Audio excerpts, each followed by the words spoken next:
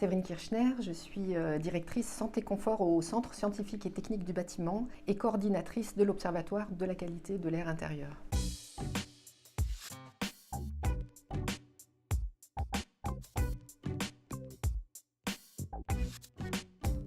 Le bâtiment, c'est un déterminant de notre santé. On y passe du temps, 80% de notre temps est passé à l'intérieur d'un bâtiment, 67% à l'intérieur de son logement.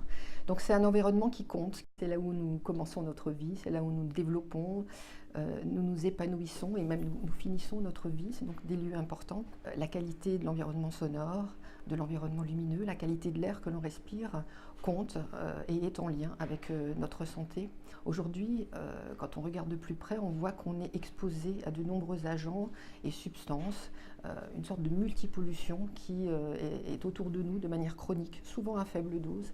Et les effets que l'on voit partent de l'inconfort, des baisses de performance, des effets sur l'attention, mais aussi des effets plus graves en termes d'intoxication, en termes de développement de pathologies respiratoires ou du cancer, par exemple.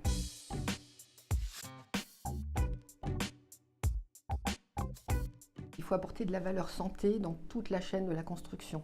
Et ça a de l'importance depuis la conception, la mise en œuvre, la réception des bâtiments, la phase d'exploitation et puis la phase d'usage.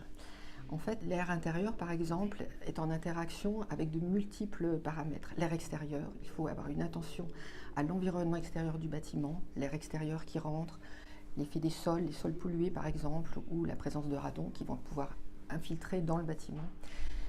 Aller vers le safe by design quand on conçoit un matériau de construction, des produits de décoration, d'entretien, c'est-à-dire penser la valeur santé dès l'innovation pour éviter qu'on amène plus de pollution ou d'agents de contamination dans le logement. Ensuite, plus de robustesse en termes de système de ventilation par exemple, ou de conception et de mise en œuvre. On trouve aujourd'hui par exemple beaucoup de moisissures dès la réception des bâtiments. C'est un problème de conception, de choix des produits, de mise en œuvre.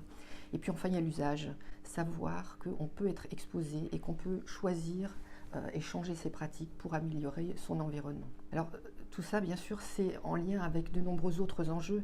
Un bâtiment c'est aussi un bâtiment qui est sobre en énergie, qui protège la planète, qui est résilient face aux problèmes de changement climatique. Et en fait c'est bien l'ensemble, c'est la réflexion et l'action de manière intégrée qui est importante pour protéger notre santé.